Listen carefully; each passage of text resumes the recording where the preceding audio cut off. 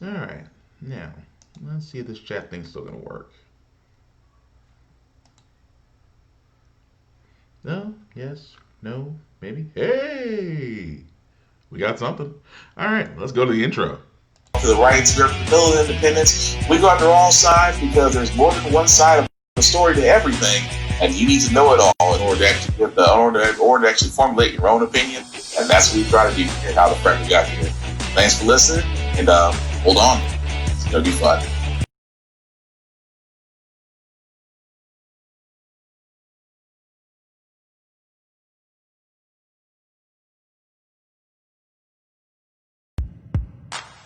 Welcome, guys, to How the Frack We Got Here, a show that takes the news and events of the week and try to make sense out of it all.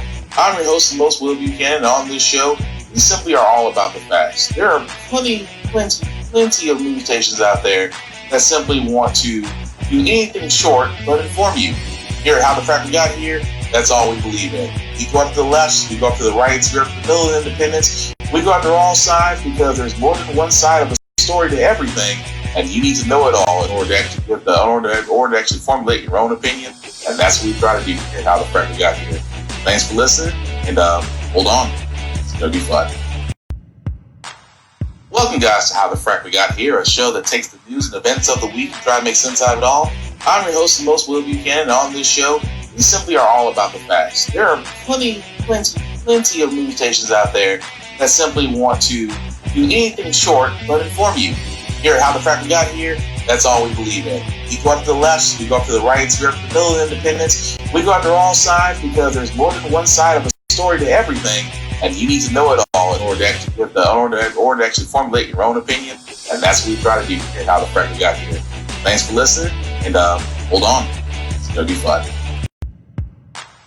Welcome, guys, to How the Frack We Got Here, a show that takes the news and events of the week and try to make sense out of it all. I'm your host, the most Will Buchanan, and on this show, we simply are all about the facts. There are plenty of news stations out there that simply want to do anything short but inform you. Here at How the Frack We Got Here, that's all we believe in. We go up to the left, we go up to the right, we're for the Bill of Independence. We go after all sides because there's more than one side of the story to everything, and you need to know it all in order to actually formulate your own opinion. And that's what we try to do here at How the Frack We Got Here. Thanks for listening, and hold on, it's gonna be fun. And it is going to be fun. All right, guys, today's date, November 21st, 2020, and this is How the Frack We Got Here. I'm your host, the most Will Buchanan. How the Frack We Got Here, we do take the events of the week and do try to make sense of it all. And hey, if you look to my left, I actually get to see comments now, which is actually kind of great. Kind of looking forward to see if this is actually going to work as we're trying to do new things here at How the Frack We Got Here because, I'm tired of doing this thing where I have to look down at my phone, look up the screen, look down at my phone, look up the screen. Now I can just look to the left and see all you guys' comments. For all those that'll be watching, I know it's, 10 o'clock still a little early. But hey, we got to get up someday. We got to get up sometime. So for all those that are going to be watching or joining in, definitely welcome. And like I said before, on How the Frack We Got Here, we do try to limit the language on here, but unfortunately, some things we are going to show of a graphic nature, so viewer discretion is advised. Also, if you do want to check us out on YouTube, the link below down there, the link below bound me. Unfortunately, it's not a hyperlink. You're going to have to copy and paste it into your browser, and it's going to take you to our How the Frack We Got Here YouTube site to where you'll be able to see every podcast I've done thus far. All right, so let's get into the news. Well, some news this week, some of it important, some of it is just, well, we saw this coming, but let's just go into it. Let's start with Georgia. Secretary of State confirming that Joe Biden won that state. I'm a passionate conservative, and as I've said before, I'm a proud Trump supporter. I was with him early in the 2016 election cycle, and he's governed the nation by the same conservative principles that I hold dear. Like other Republicans, I'm disappointed our candidate didn't win Georgia's electoral votes. Close elections sow distrust. People feel their side was cheated. We saw this from the Democrats in 2018, and we see this from Republicans today. Working as an engineer throughout my life, I live by the motto that numbers don't lie. As Secretary of State, I believe that the numbers that we have presented today are correct.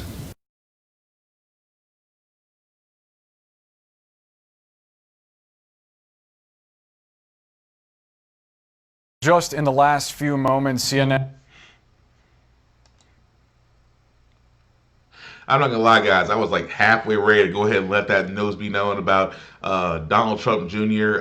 Getting coronavirus, and we usually don't try to make fun of people that get coronaviruses because a lot of these folks, a lot of people out there have died from it. Some are having major complications from it. But Donald Trump Jr. getting coronavirus is kind of like I want to say, in the words of Fox and Friends, thoughts and prayers.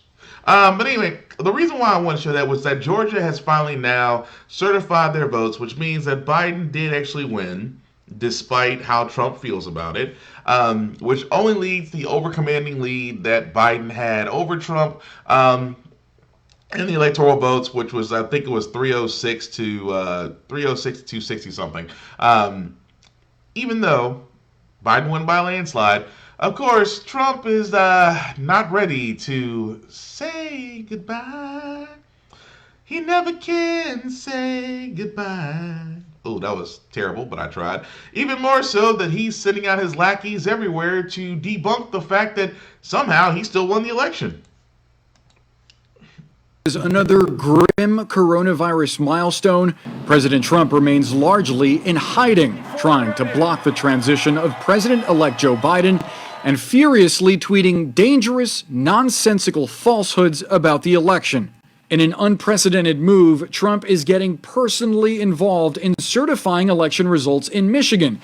He called the two Republicans on the Wayne County Board of Canvassers who initially objected to declaring Joe Biden the winner there, but both eventually voted to certify Biden as the winner. Now, a source confirms to CNN that both say they want to rescind their votes, though it's legally too late. That source also telling CNN President Trump has invited Michigan GOP lawmakers to the White House as part of his effort to interfere in the results of the election. All of this happening as the Trump campaign dropped its lawsuit to overturn the results in Michigan. This is a disgraceful thing that was done in this country. Meantime, the president's legal team is flailing, even as some close to the president privately admit his lawsuits are destined to fail. His lawyers are desperately clinging to lies and incendiary claims while offering no proof. President Trump won by a landslide. We are going to prove it. Despite those claims from Sidney Powell, a Trump attorney with a history of propagating debunked QAnon conspiracies, the facts tell a different story. Joe Biden won the election, and the results of a recount in Georgia are expected to reaffirm Biden as the winner in the Peach State, though Rudy Giuliani claims the numbers do not matter and that his team has evidence of a centralized pattern of fraud, though he declined to share details. And what emerged very quickly is there's not a singular voter fraud in one state. This pattern repeats itself in a number of states.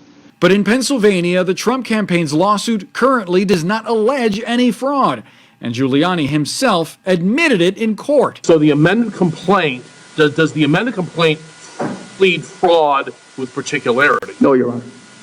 And it doesn't plead fraud. Adding to the circus, one of Trump's legal advisors, Jenna Ellis, also facing scrutiny after CNN's K-File discovered she made disparaging remarks about the president in 2016, calling him an idiot, un-American, and not trustworthy. Why should we rest our highest office in America on a man who fundamentally goes back and forth and really cannot be trusted to be consistent or accurate in anything that he says?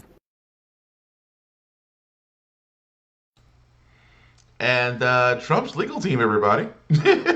I mean, there is honestly no other way to say this.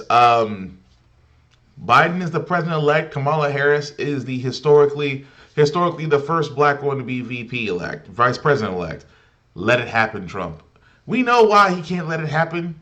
Because he thought he had the pulse of America.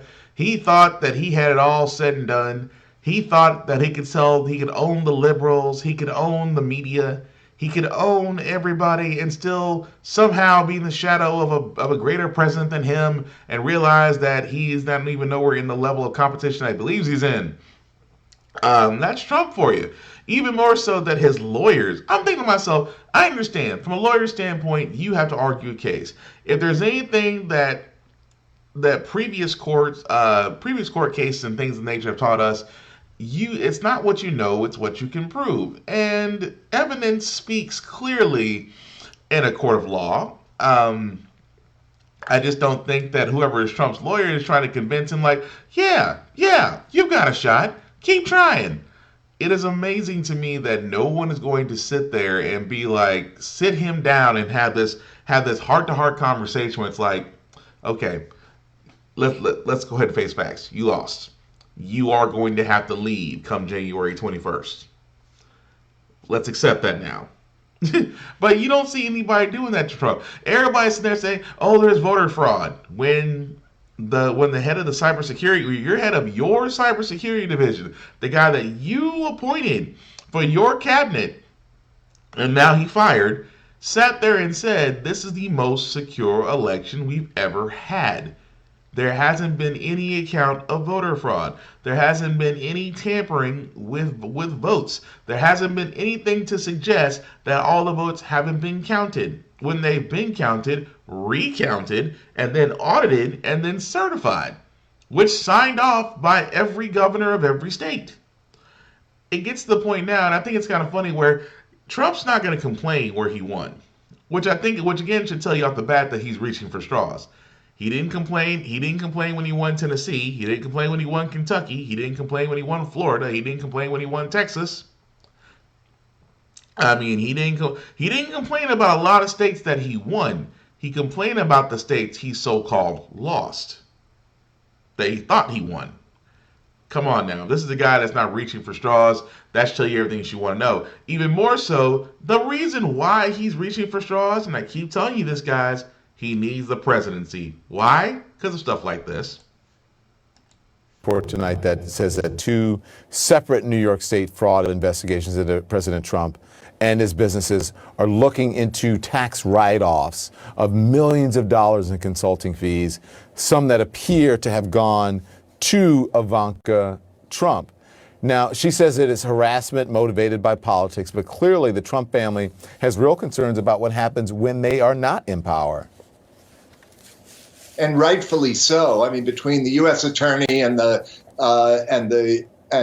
district attorney in New York City, I'm sorry, the district attorney and what are the two? Cyrus Vance and Letitia James is what I'm saying. Right. They have got a lot on this guy, and I think if they are dogged in continuing to pursue it, the justifiable, the fair outcome will be that this man is indicted, this man is convicted, this man goes to prison.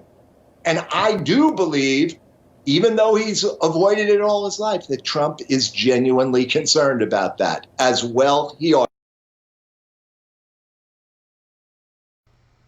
Well, yeah, if I was concerned that I was going to be, caught if I was going to be caught, being fraudulent on my taxes and investments, and being at the end of it all being registered as a sex offender for sexual harassment, and on top of that, just being still owing everybody from here on 4 different continents, I'd be a little concerned too. But then again, that's the point. That's the point I keep on wanting to tell you guys so much, is that Trump needs the presidency more than you need him, because this is this is self-preservation.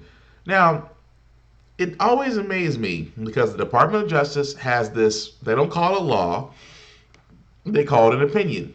And the opinion of the Department of Justice is that they cannot indict a sitting president.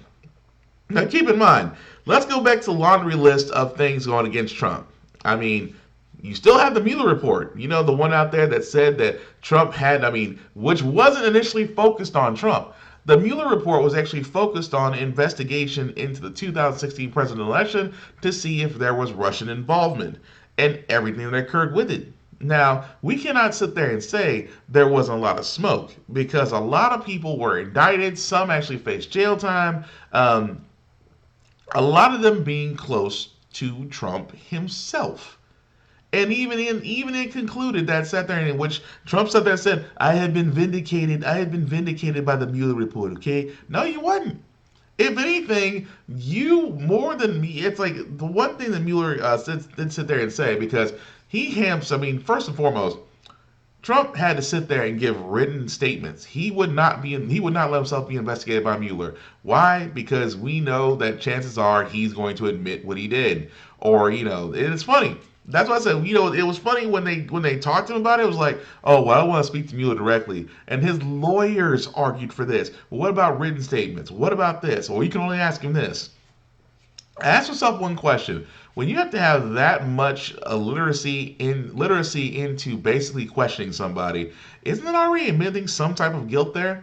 And like I said, that's not even the tip of the iceberg. You have the Mueller report. You have the sexual harassment suit where a woman claims that Donald Trump sexually harassed her and assaulted her. There are 3 cases out there against him about that. Let's not forget the SEC is waiting in the wings to actually check out his holdings.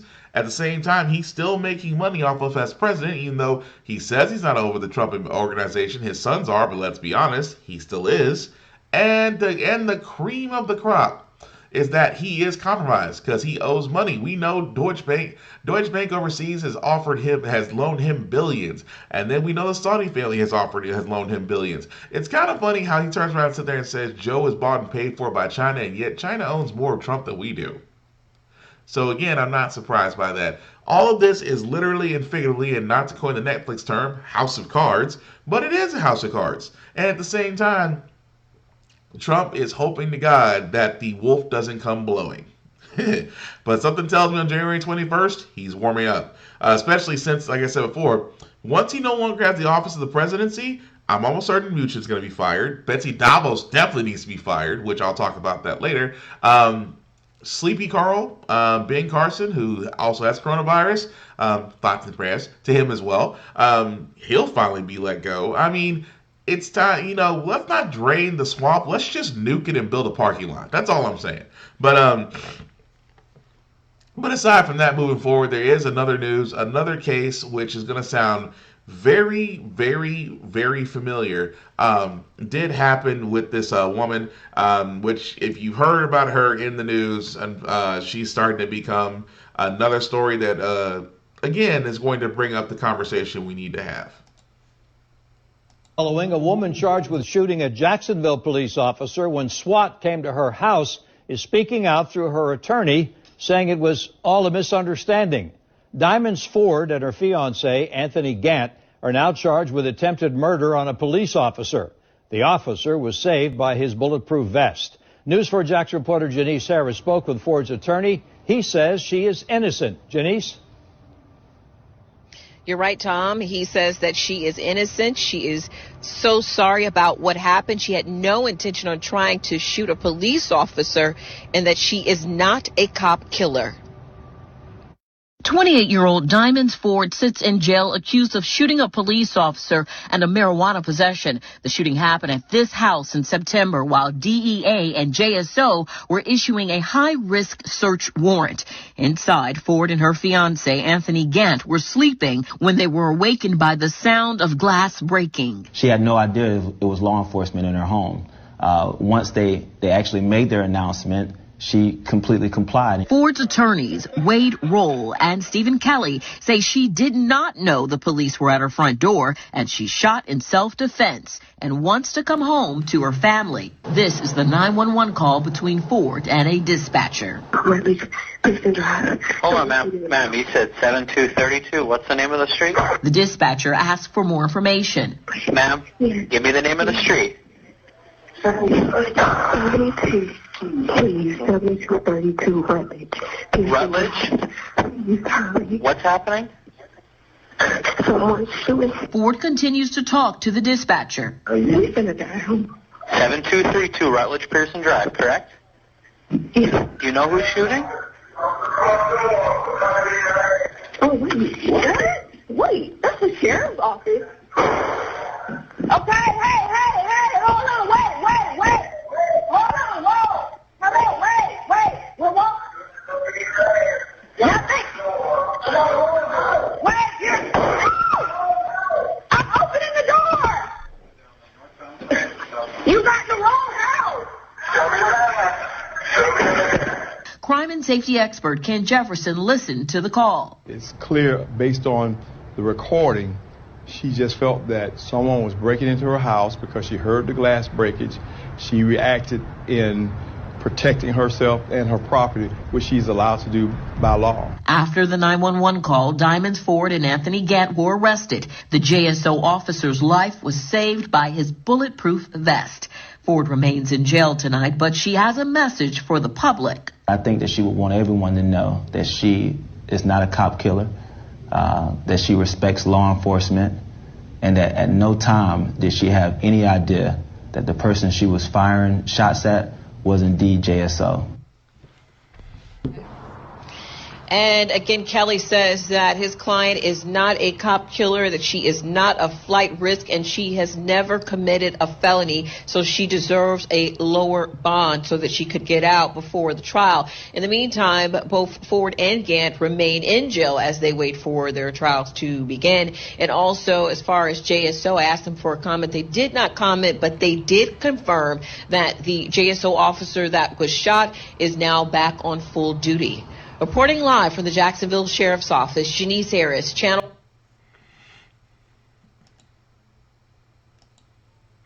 Okay, so you're probably wondering that, again, if you've heard the story, it sounds very similar to Breonna Taylor. Of course, Miss Ford and her partner in this, again, this goes back to the whole place of how police and just the fact they break in and stuff. And again, this is the reason why I sit there, and it's the reason why I sit there and say this is, again, it's like, they're executing they're executing a search warrant, okay? So I guess my thing is, it's how the police have acted, which kind of bothers me, because number one, they said that they were executing a search warrant, okay? Fine. I've never heard of a search warrant to where you can just break into somebody's house, unless there was a threat of loss of life, or you saw someone in trouble that you could visibly see, or you may have a no-knock warrant. On top of that, like I said before, the Breonna Taylor case, you could hear her get on the phone with 911, and she recognized it was law enforcement and tried to comply. And then at the same time, you still heard shots get fired. Here's the thing that I have a problem with this, y'all. The fact that story sounds eerily similar to Breonna Taylor. But thankfully, Miss Ford and her boyfriend are still alive to tell their story. It's scary just because, again, like I said, if someone comes into my home, unannounces themselves, I don't know, I'm asleep. So now I hear the door break open, or the window gets shattered. I wake up, I think someone's trying to enter my home. I'm grabbing my friend, and I may not announce. I don't have to announce myself. I'm in my own home. I may turn around and be like, if you hear, most people will sit there and say, look here, you better come out the way you came in, or you're going to be leaving out the way you don't want to. Or, as my granddad would always say, look here, you got 3 seconds to leave before you see Jesus. And I've always said it best. You have a right to defend your home, your kids, if you have them there, your property, things of that nature. You have the right to defend it. You have the constitutional right to defend your home. And she did. Again, if a cop enters my home, and I'm just going to go ahead and say this, because this could be on record, guys, and I don't care how you feel about this, especially the law enforcement. But if law enforcement enters my home in the dead of the night and do not announce themselves, I'm just going to act accordingly, which means that, hey, they're going to be like, oh, well, William shot a law enforcement officer that was in his home. I want people to go, did he announce himself? Because if he announced himself, you wouldn't catch a stray. But if you come to my house trying to be secretive and lowbrow, guess what's going to happen? So again, in her case with Miss Ford, it's again the rhetoric that they use. The rhetoric is, an officer shoots somebody, they fear for her life. A black homeowner shoots a assailant not knowing who they are, she fears for her life. But when it turns out to be that's a law enforcement officer, then she still has to be held accountable. That's the part that I don't get. And it's kind of funny when it's interesting when they sit there and say, well, thank God the law enforcement officer survived because he had a vest. Okay, I'm happy for him. But again, this goes back to, like I said before, of police operations. Because I guarantee as this story unfolds, it's going to be very similarly, it's going to be it's going to be scary and similar to Breonna Taylor's case. Where the officer can sit there and say, oh, we knocked, and no one answered. They'll try their hardest to find a witness that sat there and said, oh yeah, they knocked.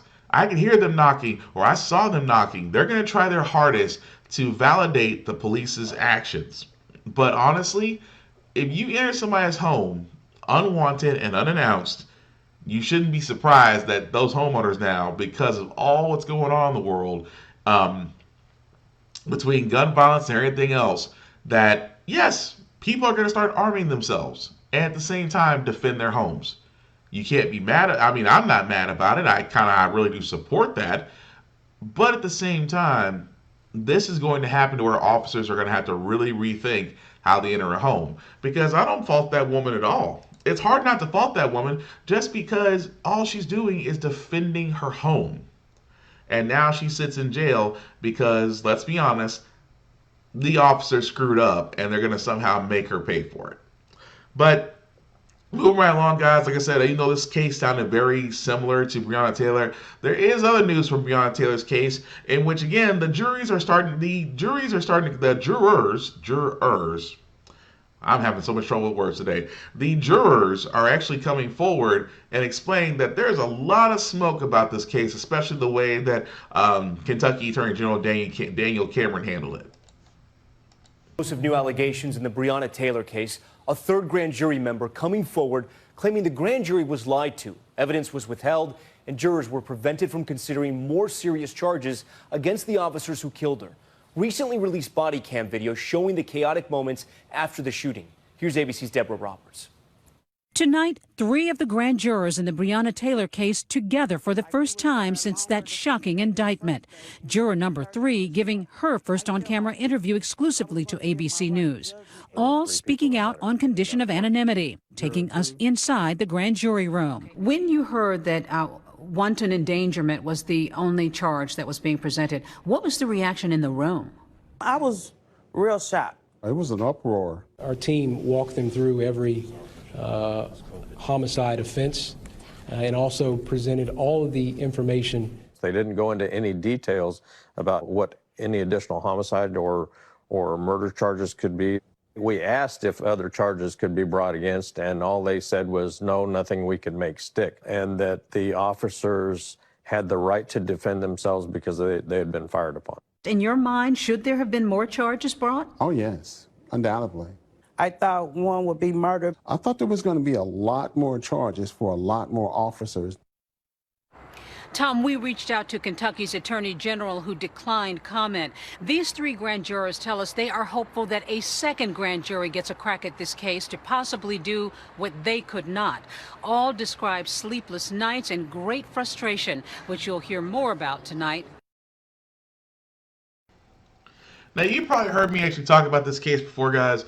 That grand jury members came forward. First there was 1, then there was 2, now there's 3. Now, I've always said it best, 1 person, okay, a little disgruntled. 2 people, okay, there's starting to be some points. 3 people, there's a problem.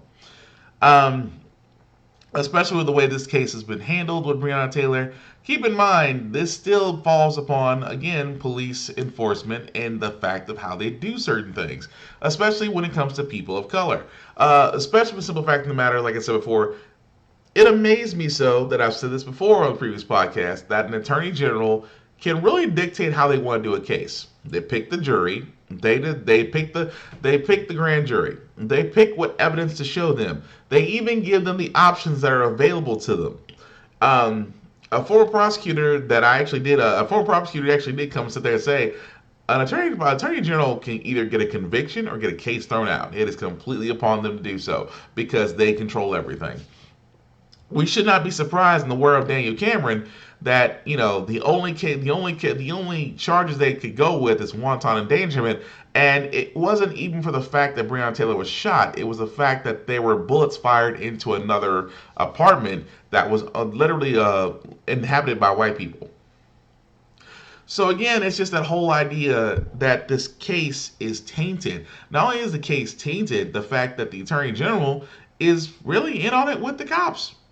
And trust me, when you look at his hair, which looks like it'll only be cut by supercuts, should tell you everything you want to know that this man is not up for justice. At the same time, he is related to Mitch McConnell by marriage. We should have known that we were going to get a fair hand in this. But just like the juror said, I hope that a second trial happens. I hope there's enough smoke to where another jury is appointed, and I don't want Dale Cameron near it. All evidence, things of that nature, should be turned over to a federal prosecutor that is not impartial and will be able to look at the evidence and then re-examine it.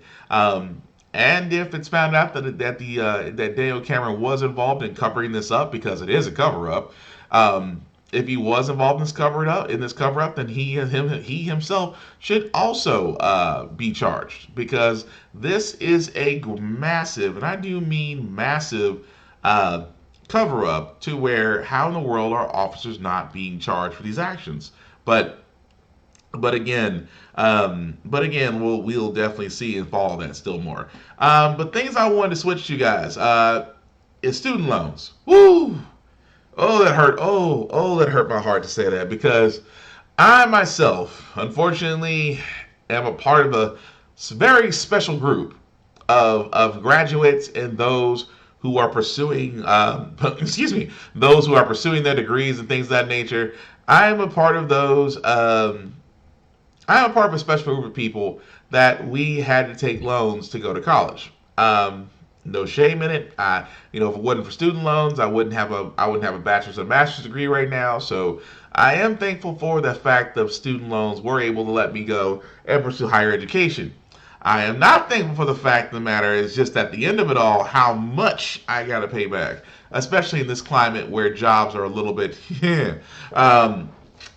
But the reason why I bring that up is because Biden.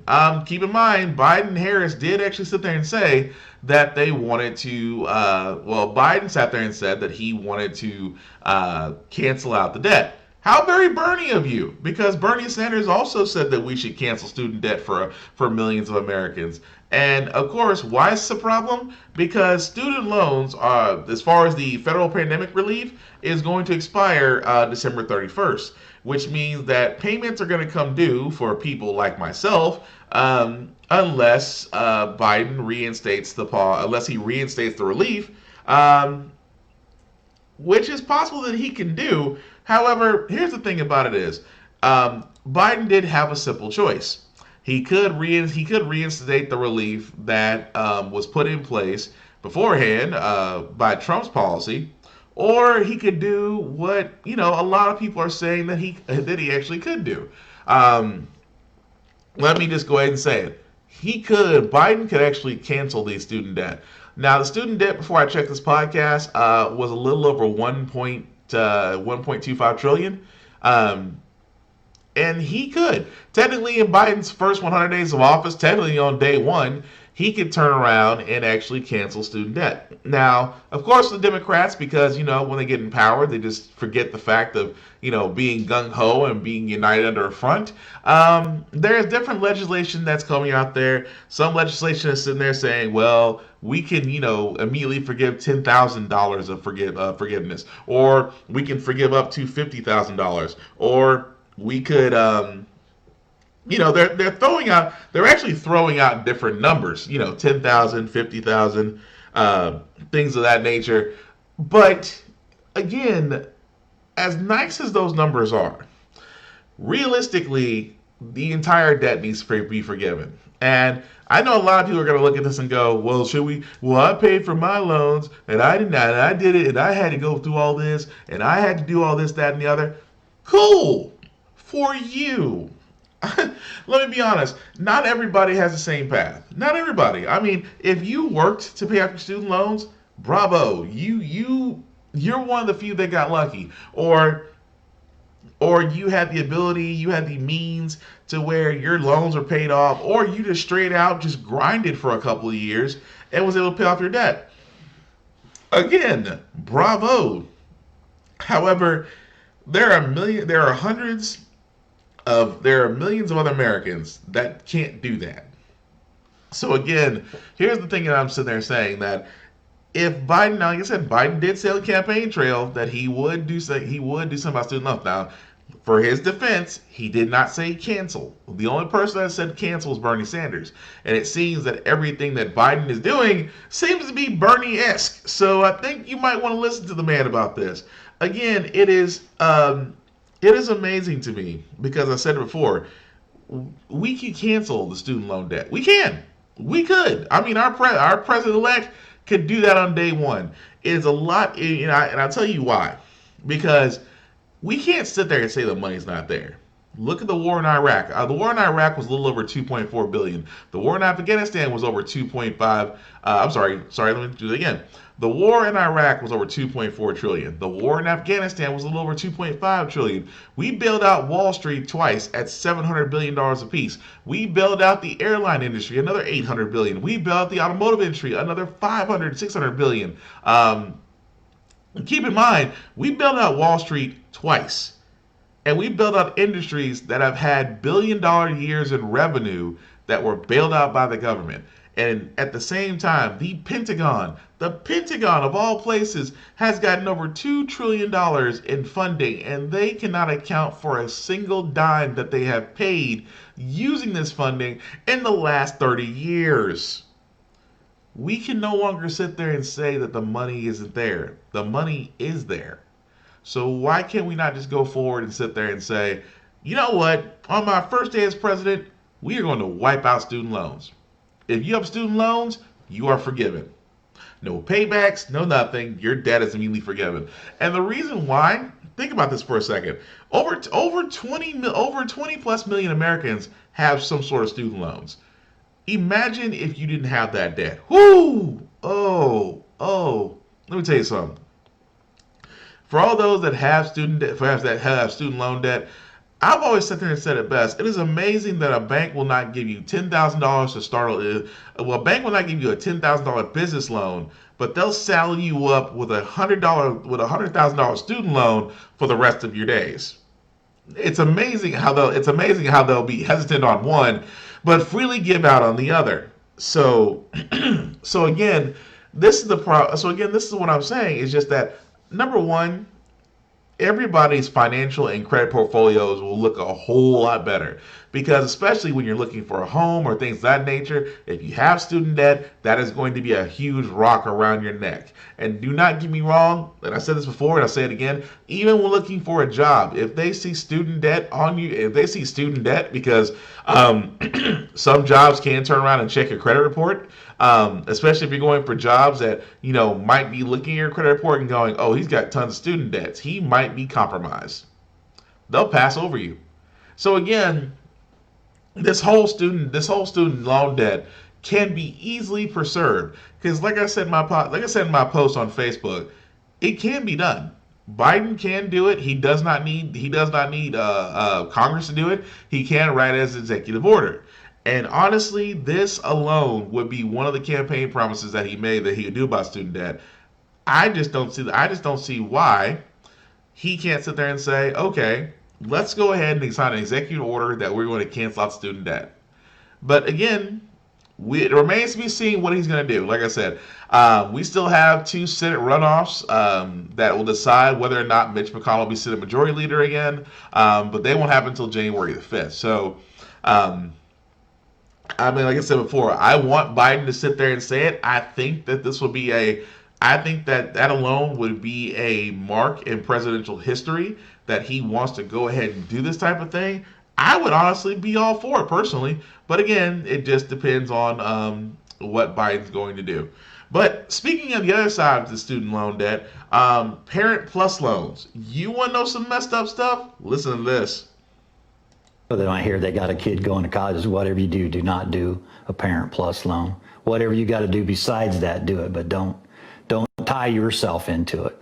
At least get it onto your kid or something. Let them pay for it.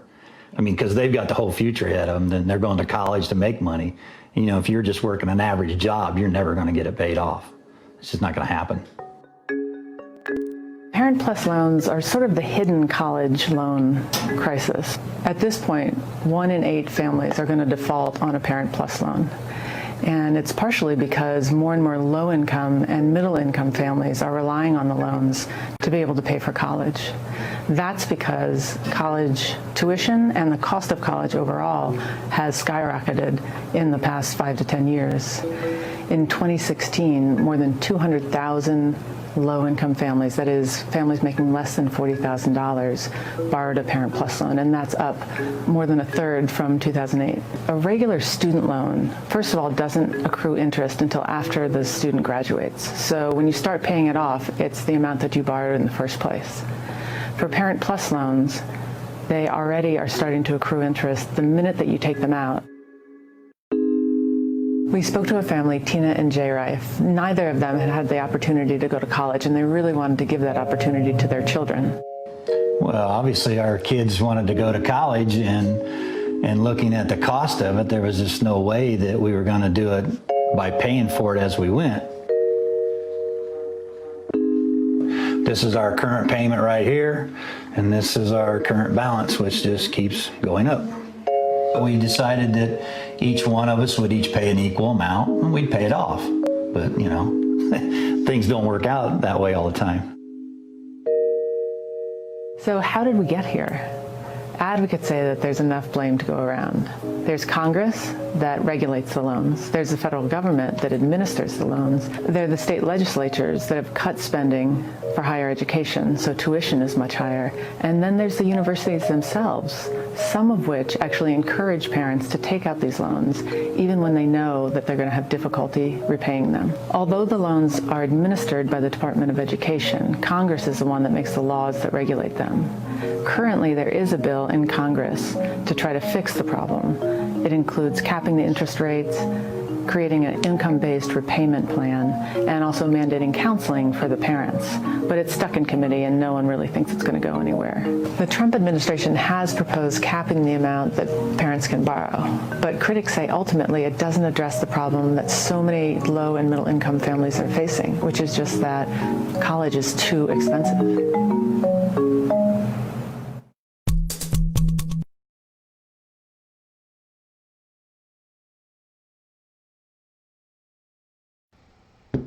Messed up, ain't it? For the simple fact of the matter, guys, Parent Plus loans are a prime example. Excuse me. And I keep saying this. Parent loans are a prime example of that. And that's also, this goes back, again, to the student loan debt crisis that I've been saying. That, for the simple fact of the matter, it's a financial game, yes, but at the same time, it all needs to be rehauled. It needs to be, really just thrown out the window. I mean, it is a debt trap. I mean, they keep talking about payday loans and flex loans.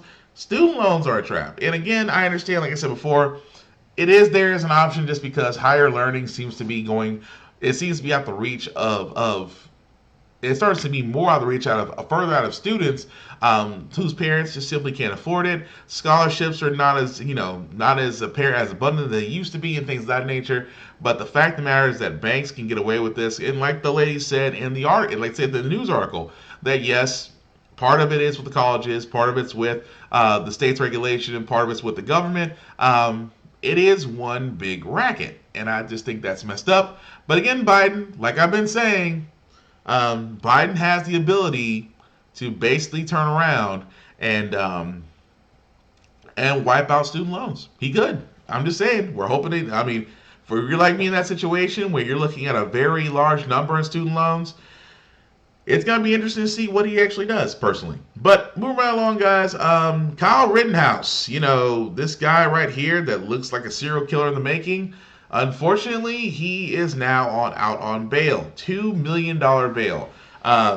Which again, the guy who actually did the My Pillow, Mike Lindell or whatever his name is, was the one posting saying, and I quote, "God bless all who donate to help #FightBack raise $2 million required cash bail. Special thanks to actor Ricky Schroeder at Ricky Schroeder1 and Mike Lindell for putting us over the top.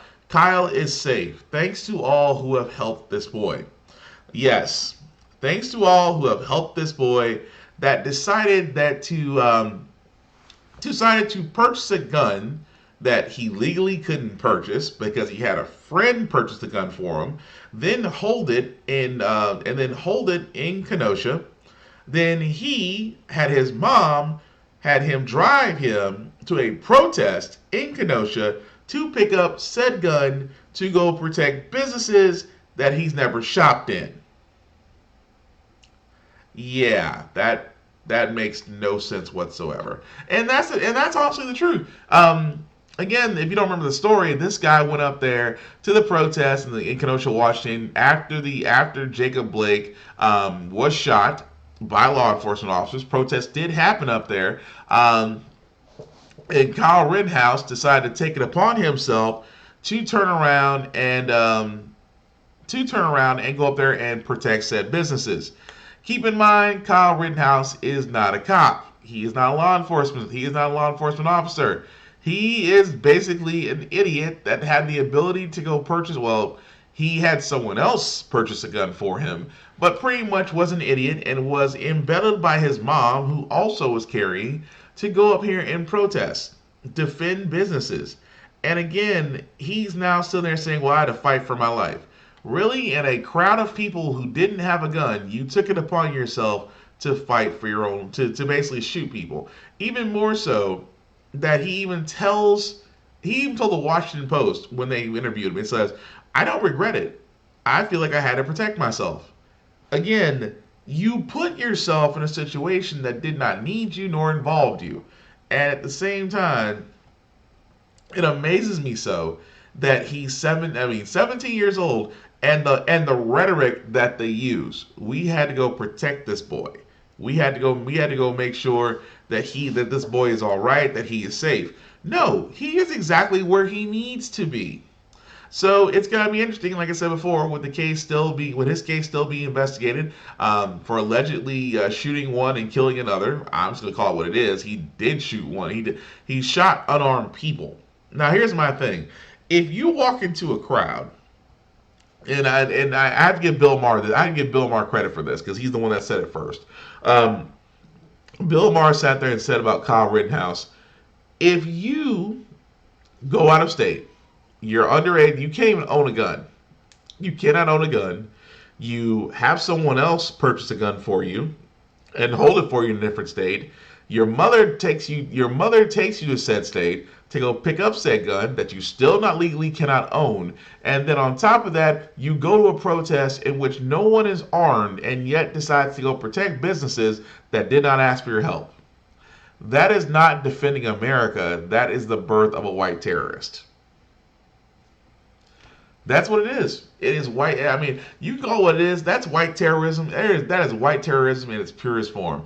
And the simple fact of the matter is, now he's out on bail, which goes to show you that if you really want to know the soul of America, look at the fact of how they treat people that have killed people that didn't need to be there. A simple fact of the matter is, guys, he's out, even though the evidence suggests blindingly that he should be charged. He should be charged with one with attempted manslaughter and one with murder because he did kill an individual.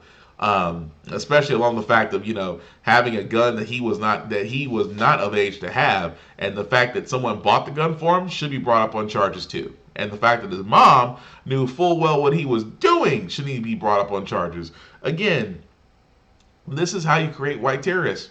You create white terrorists by wrapping up with the nationalism and calling them patriots, but let's call them what they are, terrorists. So, moving right along, guys, like I said before, the reason why Trump should be a little concerned is that, of course, the Supreme Court agrees to delay arguments in the Democratic lawsuits over the Mueller documents. What does that mean? For all those that forgot about Robert Mueller, he is the guy that actually was investigating the 2016 election to see if there was Russian involvement.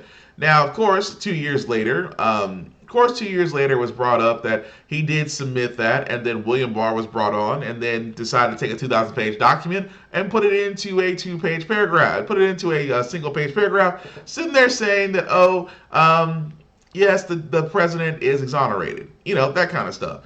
Now, why are we talking about this? Because we ain't forgot. we still want to bring it up to where we still want to see the redacted documents, the Mueller investigation, in which that again we were supposed to see it. The entire public was supposed to see this report.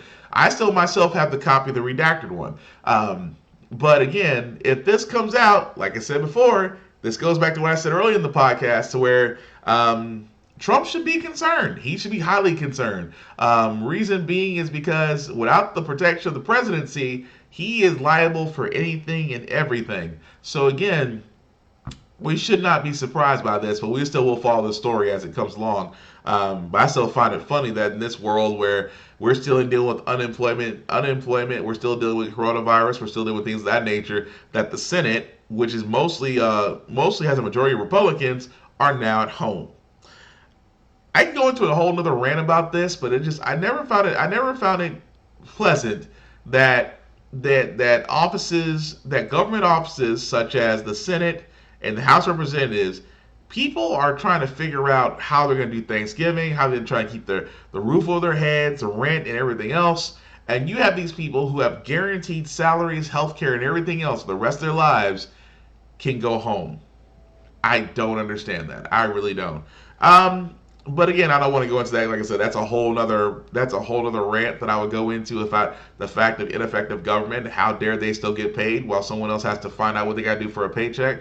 But I'm not gonna. I mean, again, not gonna go into that because that's a whole nother story. Which one day I will go into that and explain myself. But speaking of explaining, guys, we know Thanksgiving's not too far off, and the coronavirus is still out. So some people have a decision to make. Stay put. The CDC urging Americans not to travel this holiday season. But if these crowded airport lines are any indication, many won't listen. We're going to see at least a 10% decline over bus, over car, over plane. But it's not stopping everybody from traveling. Unfortunately, it's not stopping everybody. Airlines are making it easier to make last-minute changes, many waiving fees, and in some cases allowing you to use the value of your ticket. Delta will block middle seats through March, Southwest until December. It was a really difficult decision. Kate Cohen decided to downsize her 16-person Thanksgiving to a table for 4 and wrote a Washington Post column urging others to do the same. No matter what we did, no matter how carefully we planned, we were raising the risk to my parents, to everybody in all of our lives. If you do travel, the CDC says make sure that your mask has at least 2 layers, know the quarantine rules for where you're going, then isolate and test on both sides. Still, experts say the best way to stay safe, stay at home. Blaine Alexander, NBC News, Atlanta. And that's the thing too, guys. It's like, yes, I understand Thanksgiving's coming up. We want to be with our family and friends and things of that nature. But at some point, like I said, with coronavirus being out there and above, and if you're like me, you got a big family. We honestly it's a whole thing of taking risk. And you can't take risk with that. I know I've said this before about coronavirus. I say before at the end of all my podcasts that we have to be smarter. We have to be proactive. And yes, I understand where a lot of people are going, well, screw this. I'm still going to go be with my family and things of that nature. Okay, that is your right to do so. But you have to think, we still don't have a handle on this. We still don't have a handle on COVID-19. Cases at this point, cases are over 100K. Deaths right now are 200,000 and rising. So understand the need to be with your loved ones. But if it's just not possible, then let's be smart about it. I mean, yes, we do miss. I mean, let's be honest, COVID-19 has hindered us in many ways. But with that being said, we still have to have prerogatives. We still have to be smarter about this. We still have to be very safe about this. Because there's going to be some people that are going to go into these homes where there's 40, 50, 60, I mean, even more people. And at the same time, not taking into the fact that in the midst of that group, you might have one person who might have COVID and now has spread that to others who will go back to their neighborhoods and homes and spread it. And that's how an outbreak works. So, needless to sit there and say, guys, that honestly, we just may need to skip the big family gatherings on Thanksgiving because, like I said, until we actually start following the guidelines, the cases themselves are not going to drop. We see that now; that's still increasing. But another thing that I found kind of disturbing, and well, let me just play the video. Vaccine development in U.S. history. After 44,000 volunteers rolled up their sleeves, Pfizer today became the first drug company to seek emergency FDA authorization for a COVID-19 vaccine. We will continue the work already underway to make sure we can begin shipping the vaccine immediately after authorization or approval. Vaccine maker Moderna also expected to submit its data soon, putting both companies on track for FDA clearance. Within weeks, we could have a decision from FDA, and within 24 hours of that, we will have started distributing millions of doses of safe and effective vaccine to begin protecting our most vulnerable across America. Here are 5 key steps to authorization. The vaccine trials include at least 30,000 people who are diverse in race, age, and risk groups. The FDA requires 2 months of follow-up safety data before drug makers can even submit for emergency use. Side effects typically appear in the first 2 months. So far, both companies report no serious side effects. Both Pfizer and Moderna claim their vaccines are 95% effective. The question, will they completely prevent a COVID-19 infection? And how long will that protection last? The FDA's advisory panel will convene on December 10th to review the Pfizer data. Then the FDA will vote on whether to approve it. Meanwhile, a CDC advisory group will recommend who should get vaccinated first. Highly efficacious and effective vaccines have crushed epidemics like smallpox and polio and measles. We can do that. The FDA expects to have enough doses to begin vaccinating 20 million people by year's end, starting with healthcare workers. The general public likely following in the spring or summer. All right, now Tom joins us. Tom, there are even more vaccines coming down the pike in the new year. Yeah, AstraZeneca and Johnson & Johnson both expect to have their vaccine candidates ready in the first quarter. The military is already planning the distribution for all of this. Within 24 hours of approval, it plans to start shipping the vaccine to all 50 states. It's a big logistical challenge. Okay, so as great, excuse me. Ooh, wow, excuse me. So, as great as that sounds, I have concerns. Here's the reason why I have concerns. Why is it? Because, okay, like I've been saying beforehand, with the news, I have been sitting there saying that that I follow, of course, the National Health Institute, the CDC, the World Health Organization, Doctors Without Borders. Those areas I consider to be the top areas for infectious diseases and how to monitor them. The problem I have with this is that if you, and I kind of did some research on this just to make sure I wasn't nuts, that the U.S. is the only one that's really pushing a vaccine right now. I haven't heard anything overseas. I haven't heard anything from any of the other organizations. It just seems to be us right now. And I'm not saying that Pfizer hasn't done their research. I'm not saying AstraZeneca or Johnson & Johnson may have done their research. It's just, again, I believe in science. And the thing about it is with science, like any virologist will tell you, that an outbreak and the cure for that outbreak to both occur in the same year is unheard of. On top of that, most vaccines for viruses take 2 to 4 years to develop after the pandemic has started. Especially another 2 years after that for it to be effective to actually see results. It's not the fact that I don't think it's not possible. I just think the simple fact of the matter is just that it's a little disturbing that we're already moving forward with this off of the clinical trials that only one drug maker has pushed forward. And that's where I'm just like, that's where my hesitancy is. It's kind of like saying, okay, we're the only ones that have came up with this so far. You know what it is? It's like a guy on a group project that wants to submit his stuff first and didn't check with the rest of the team. And it's just like, well, wait a minute. You're not going to sit there and speak for all of us, say that your virus is going to, that your vaccine is going to work. You need to let us kind of, fool around with it and actually, see we get the same results you do. And so that's what I kind of feel like with the U.S. right now pushing for vaccines. It doesn't feel as if it should be properly allocated correctly. That's all I'm saying. But again, we'll follow that story as it develops. But it does make me very concerned about how fast they're trying to push this vaccine through. So the last story I got before we get to our good news segment, one about Tennessee, in which, again, I love teachers. Teachers are the most, aside from some other professions, teachers never, and educators never do get the respect they deserve. They definitely don't get paid the way they should get paid, especially with the simple fact of the matter is that they are asked to do a humongous task of educating America's youth. Even more so, the teachers in Tennessee have decided to basically call the governor, and I dig it. In some places, schools don't appear to be significant sources of spreading the virus. The state's largest teachers union is sounding the alarm about COVID-19 in their schools. So Tennessee Education Association President Beth Brown is here with me now for more on that. Good afternoon, Beth, and thanks for being with us.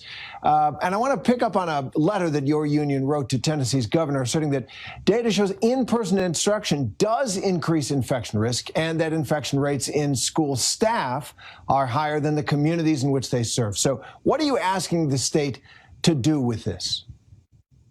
Well, good afternoon, and appreciate the opportunity to be here. We did send this letter to Governor Lee asking for a number of things, including a mask mandate for Tennessee students and educators. We're also asking for high-quality PPE, increased in investment in air quality systems and HVAC systems, air purification. We're also recognizing that higher infection rates among educators is causing them to have to leave the classroom to go into quarantine due to exposure and or infection. So we've asked for significant investment in leave policy and leave compensation, and also hazard pay for our educators who are at increased risk, and the data indicates that they are becoming infected at a much higher rate than the general public in the communities in which they live and teach. Doesn't the data at the World Health Organization also suggest that the infection rate is due to the introduction of the virus by other adults, by staff themselves, and that children don't seem to be as much of a transmission risk? And is that of concern to the members of the teachers union? You guys are right in the middle between the virus and the parents who are desperate to get their kids back in school. How do you handle that? Well, we have to recognize that we all agree that in-person instruction is what is best for our students, but we have to prioritize the health, safety, and well-being of our students and our educators.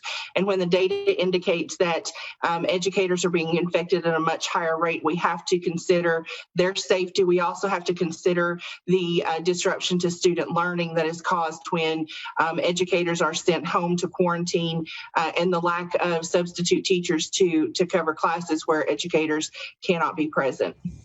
And so just strike that balance for me that you just mentioned.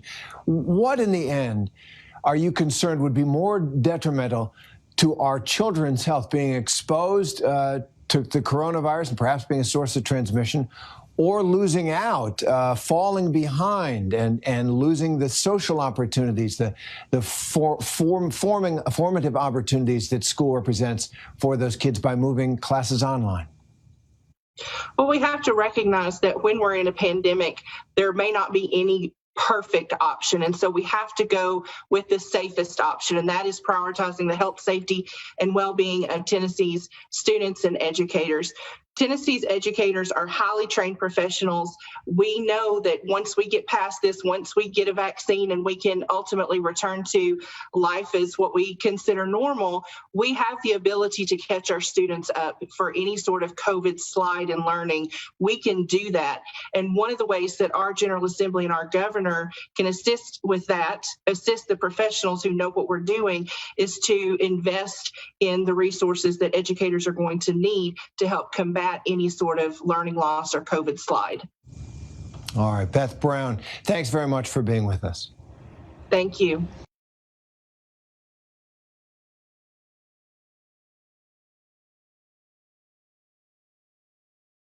Oh, there we go.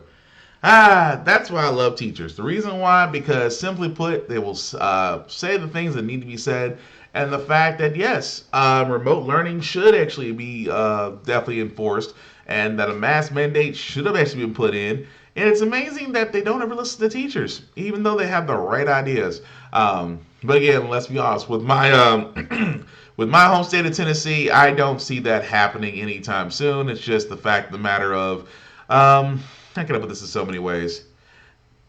Bill Lee's gutless. He's a Trump puppet. He's not going to do anything unless he's been told to, because it's amazing how he said things that the mask mandate should be left up to the mayors when he himself could just go ahead and institute it like previous governors of other states have already done. That's why they have lower cases than us. But not surprised by that. But anyway, we're going to go ahead and go into our feel good segment.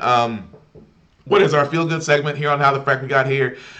We do talk a lot about things, and sometimes the things that we do talk about are usually doom and gloom and may not be such as a beautiful day, but hey, it's Saturday. It's Saturday. Hopefully you're not working, and if you are working, hope it's a short shift. But it's Saturday. It's the weekend. It's the only, for a lot of us, it's 48 hours of trying to forget 40 hours of the work week that we may not like. So we do want to try to find something that's uplifting and heartfelt and just kind of makes you feel good about humanity. So I did actually find a couple stories. One about this group of college students that actually wanted to help Caribbean students in the middle of a COVID-19 pandemic, and I thought this was pretty cool. Regardless of how strong the teacher may be, when the student is at home and loses access to the classroom on a regular basis, it makes it very difficult to maintain engagement. So I think that's the primary difference between our system and the Guyanese system, is that our students, the majority of them do have internet access than the number of students who have internet access in Guyana. Guyana is a small country on the northern coast of South America, adjacent to Venezuela and Suriname and north of Brazil. My parents are Caribbean, but I'm American born. My name is Sean Shivdat. I'm the founder of Caribed and the CEO. When COVID hit, I didn't actually believe. When Harvard sent all of their students home, I was in a lot of discussions with my friends who were also trying to get used to the new Zoom environment. And at the same time, I was speaking with family in Guyana. The whole time I was like, wow, I couldn't imagine not having internet during this problem. I had family and friends say the fact that students didn't have internet in Guyana and were going through the same thing we were. So I was like, man, it's so hard doing what we're doing. It's like, really? Because students in Guyana don't have internet and they have to take a high-stakes secondary school exam. In Guyana, there's a primary school and then there's secondary school. The NGSA is short for the National Grade 6 Assessment in Guyana, which was formerly known as a Common Entrance Exam. The Common Entrance Exam was used as primarily a secondary school entrance exam. And the NGSA makes up a large component of secondary school placement in Guyana currently. So if you perform very, very well on the secondary school entrance exam, you can go to some of the highest performing secondary schools. But if you don't, then you're not accepted into those schools, which can make or break a lot of your future career paths. I actually do have an update regarding ways to get in contact with the ministry.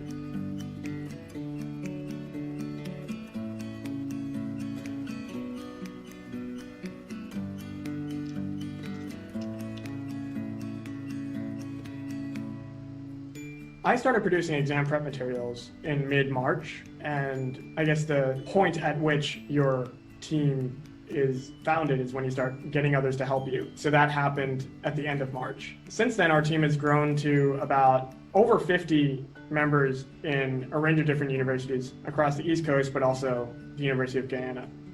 I was not born in Guyana.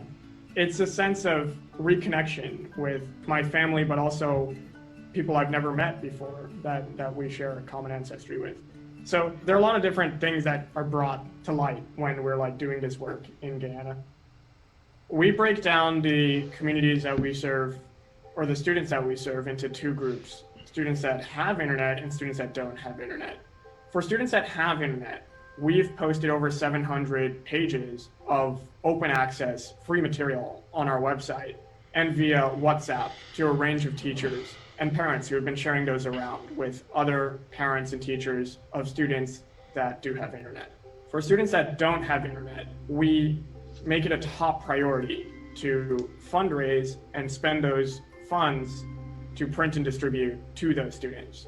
About a few weeks before the exam started, we started an emergency printing and distribution campaign and fundraised in the United States to print materials that we created and have them distributed to regions without internet access.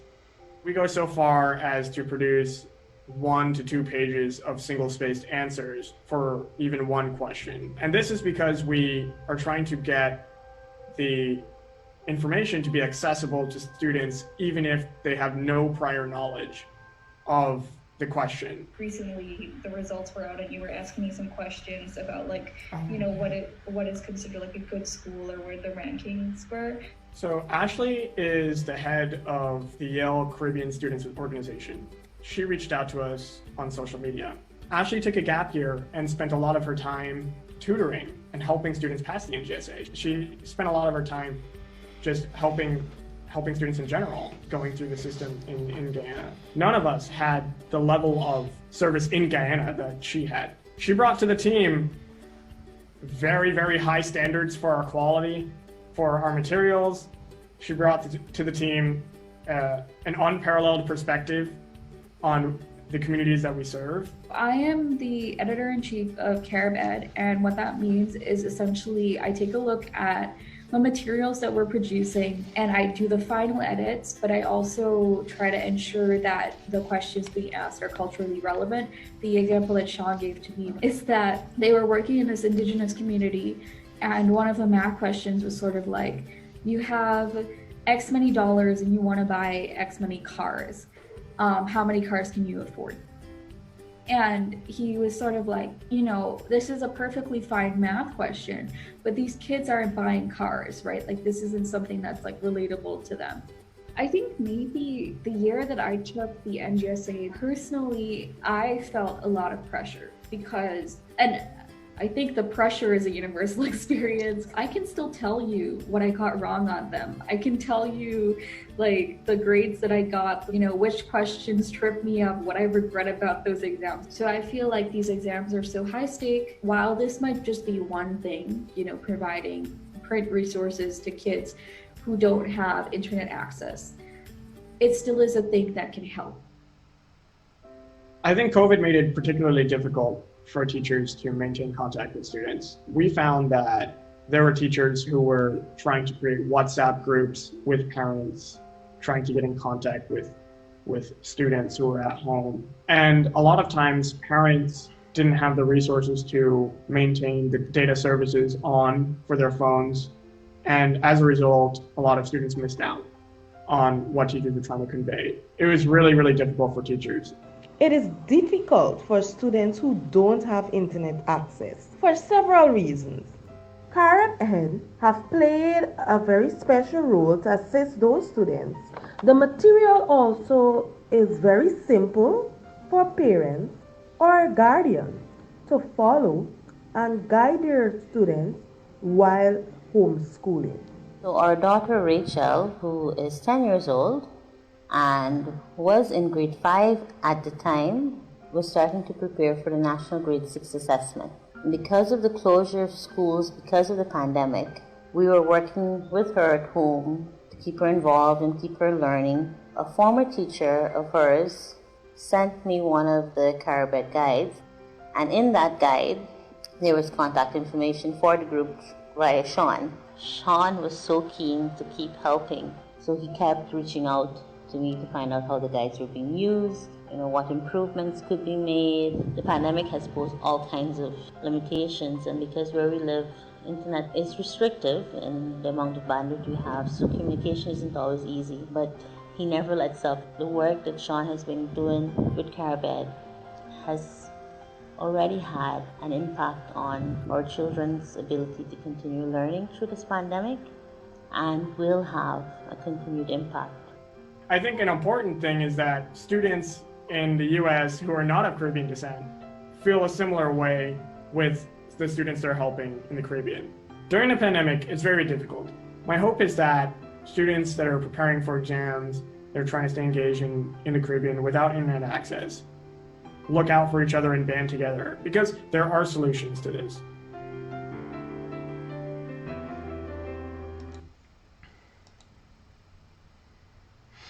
And I thought that was pretty cool, just because the fact of the matter, guys, like I said, that a group of students are willing to put together training packets to help other kids that may not have the same access as they do. And I'm going to be honest, I thought that was pretty cool itself, that they were able to do that and still continue to do that, actually.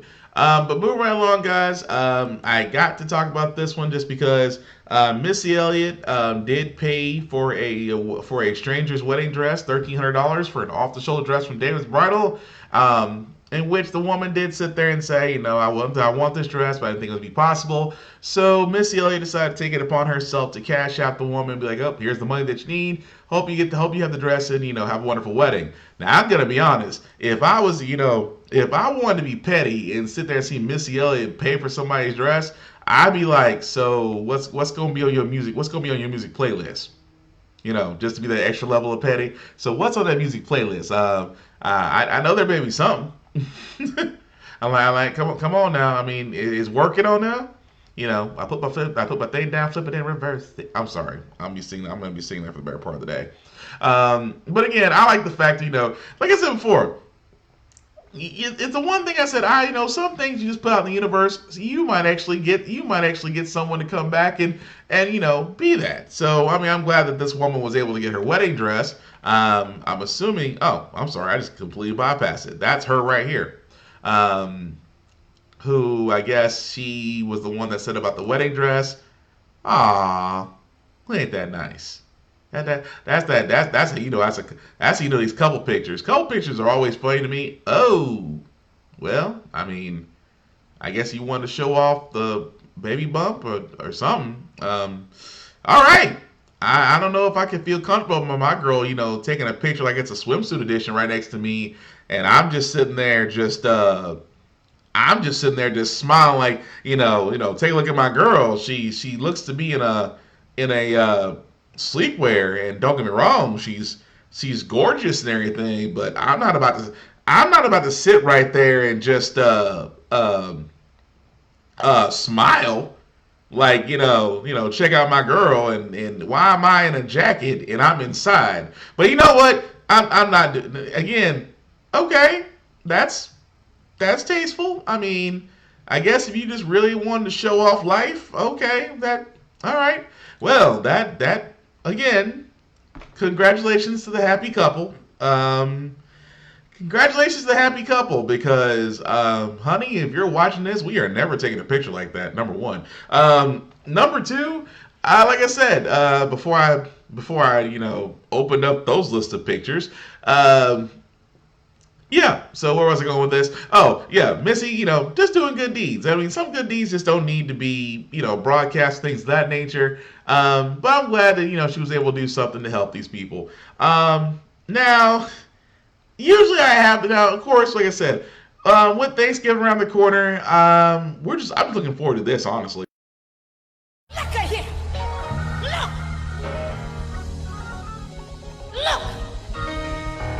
I got beans, greens, potatoes, tomatoes, lamb, rams, hogs, dogs, chicken, turkeys, rabbits. You name it.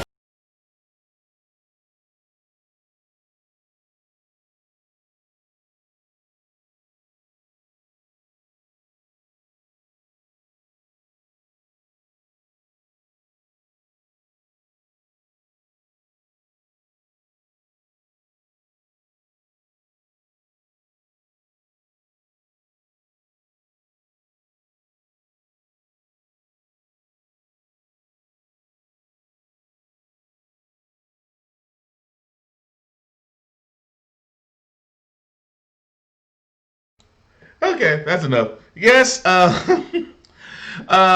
hey, speaking of her, she pops up. Hey, Kelly. Hey, honey. So yes, like I said, next week is Thanksgiving, and like I said, I said earlier that I won't say travel in big groups just because it's going to be a little on the difficult side.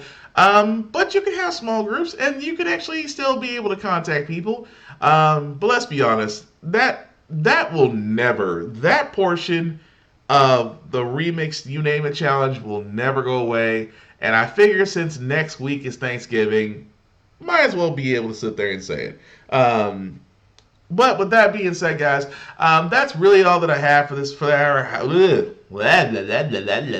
try that again. So that's really all that I have for this week for the How the Frack We Got Here podcast. I do thank you everybody who watched, who liked, who shared, who went to the YouTube website, which is right there at the bottom, and liked and subscribe from there. Before I do get out of here, I do have some shameless plugging to do. I will start with my buddy Vaughn, who is probably still at work, or if not, he's somewhere. I'm pretty sure he's somewhere because he was liking this. Aside from that, guys, let me start with my buddy Vaughn. If you don't know Vaughn, he's Big BZA Dot on Facebook, and if you're friends with him, you should be able to go to his videos. And if you're not his friend, then be his friend. He's a very accommodating person, and when you do, go to his videos and then down to his A's videos to be able to see his podcast. And I'll start with the first one called the VSTs. What are the VSTs? The Intercast. It is a news podcast. That news can be music. That news can be video games. That news can be trailers. And trust me, he is the king of weird trailers. I call him the king of weird trailers because he always seems to find, how can I put this ever so nicely, the weirdest trailers on earth.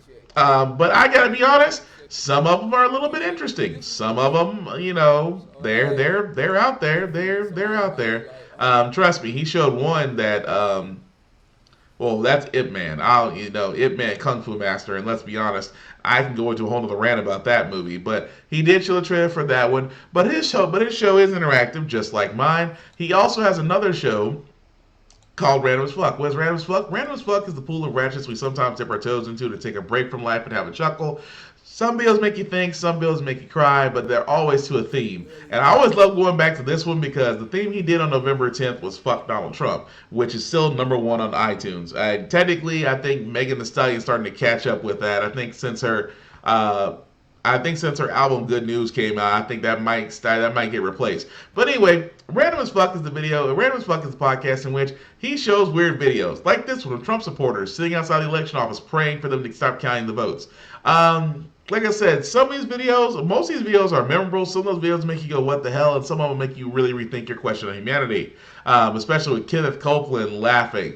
I don't know about you guys, but if you've seen Kenneth Copeland laugh, let me point this out real quick.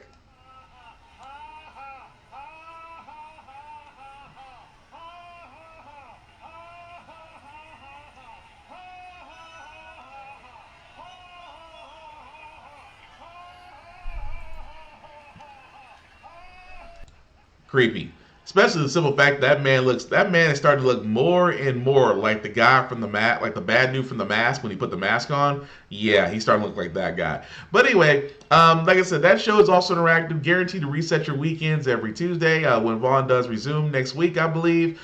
His other show that he does have, which is called the Rhythm Nest Music Podcast. Now, if you ever heard of Rhythm Nest, is where you can reminisce over the rhythm, in which he, myself, and others go over musical albums in which that we do grade them to a 4-tier rating system. Now, we are not musical critics. But me and Vaughn are about as different on the musical spectrum as it gets. But hey, differences in opinion leads to great conversation, and also you're invited to it as well. Once we get that all set up to where we can all join up again. But his other show that he does have, I call it a spontaneous show. What I mean by spontaneous, he calls it funking around. Now, if you've ever seen him do this kind of stuff, where Vaughn is a guy that likes music. He tickles the ivory keys, if you will. He also likes to make beats, but he also likes to show the creative process behind it. And that's what Funkin' Around is where he basically goes in and shows his creative process for beat making. Hey, Vaughn moved the razor blade. Cool. I think he was using that to open boxes. But again, like I said, Vaughn is definitely a creative genius and at the same time does like to create beats. And I always love the fact that he shows this because he has a talent that I may never master, but I like to see other people show off their talents, and that's what Funkin' Around is. Which definitely you can see that on his Facebook page as well. as he's grooving with the camera. But that's all of his shows. And like I said before, you can find his shows under his Facebook page at Big BZA Dot or Big BZA Dot on all social medias. Now, as for yours truly, I do have a few podcasts of my own. The first one I'll start with is every Tuesday, every Sunday, 9 p.m. is the Burned Out Podcast, in which I do tell stories about my IT background. Some of them are funny, some of them are just stress related, and honestly, they're meant for you to laugh. If you laugh, that's cool, and if you don't laugh, then you need to lighten up, because I'm probably talking about you. But always entertaining. Of course, every Saturday from 10 a.m. to noon is the How the Frack We Got Here podcast, the podcast you are currently watching now. A little bit later tonight, between 8 to 10 p.m., will be the Off Limits podcast, the podcast that definitely does go there, because there is no limit, no subject we will not talk about. And tonight will definitely be a funny topic, especially for those that believe in platonic friends. I can't wait to talk about that. But again, it's definitely for the adult, for the grown. So please don't let your children watch it. Otherwise, you're going to do a lot of explaining later. Of course, also on Sunday between 7 and 9 p.m. is my Get Bit podcast. That is my blurred podcast in which I cover everything from video games to television shows, specifically along the lines of superhero shows, which we will be covering. Which we will be talking about the end of Supernatural. I will be giving my review of the first season of Animaniacs, which just released yesterday. I will be giving my full spoiler review of video games, such as Assassin's Creed Valhalla and Spider-Man Miles Morales, to see where they're going with stories with the games on there for well. So tomorrow night will definitely be fun-filled, because a brother does not have to work all week next week, so I am definitely going to take advantage of that. But all of my shows can be found under my Facebook page at William Buchanan, or on their own Facebook and YouTube pages. So whether on Facebook or YouTube, you can look them up by their names. You can look up them by the Burned Out Podcast, How the Frack We Got Here, the Off Limits Podcast, and Get Bit, that is GITBIT, to be able to see every podcast that I've done thus far, and just let me know what you think. And like I said, when you watch them, let me know. If you like what I did, please let me know. If you didn't like what I did, please let me know. We're just trying to make this platform better to where everybody can enjoy this. Also, at the same time, guys, like I said before, on my way out, COVID-19 is real, which means that yes, if you're not already wearing a mask, wear a mask. If you're not already being safe, be safe. Avoid large crowds. Like, don't go down to Broadway in Nashville on a Saturday afternoon where it's packed. You know who you are.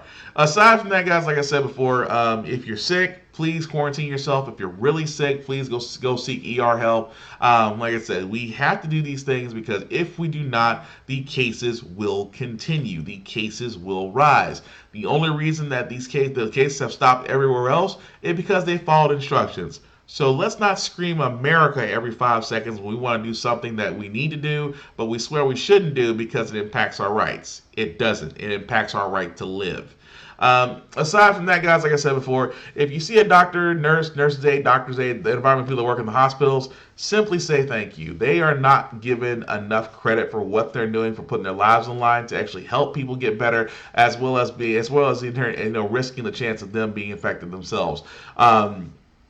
Also, please don't be a dick about it. I know women are thick. I know God has blessed women with certain attributes, and I know scrubs show them off. It does not mean for you to be a dick. Simply say thank you and move on. Aside from that, also be nice. Be nice and say thank you to essential workers out there. I'm talking about those that are truck stop drivers, gas and grocery store attendants and workers, those that work in fast food, retail, and restaurants, those that work in warehouses like Amazon, those that work in logistics like United States Postal Service, Amazon, DHL, UPS, FedEx, all those other areas. I cannot stress this enough, because again, you might have the ability to work from home, and that's great, but a lot of people may not have that choice, and they basically have to risk their lives to go in and keep the lights on running for everything else. And at the same time, COVID-19 has been so negative to us all. Let's just try being nice to each other for a while. I mean, we did it after 9/11. But aside from that, guys, like I said before about How the Frack We Got Here, the podcast that we're doing here is all about staying informed. We're not trying to change your minds. We're not trying to influence you. We're not trying to persuade you. We are simply doing the one thing that news stations used to do before the 80s, which was basically inform you. Informing means that we are presenting all the facts to you, straight line, no BS, in order to allow you to make up your own mind. An informed community can make a lot better decisions than an uninformed one, because an uninformed one got us Trump, but an informed one elected Biden. I am so glad to change that catchphrase once we get rid of Trump. Anywho, aside from that, guys, thank you all for watching. This has been fun. I've been Will Buchanan. This has been How the Frack We Got Here, and we are out.